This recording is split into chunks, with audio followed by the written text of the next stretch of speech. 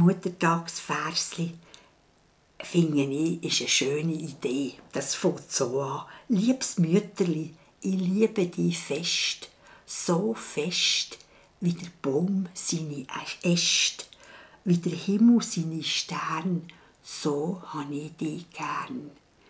Das kann man sich überlegen, mit was. Vielleicht ich habe dich so gern wie einen Regenbogen oder ich habe dich so gern wie einen schönen Tau am Morgen am Boden.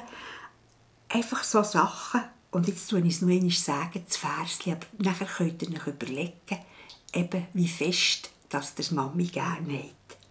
Liebes Mütterli, ich liebe dich fest, wie der Baum seine Äste, wie der Himmel seine Sterne, so fest habe ich dich gern.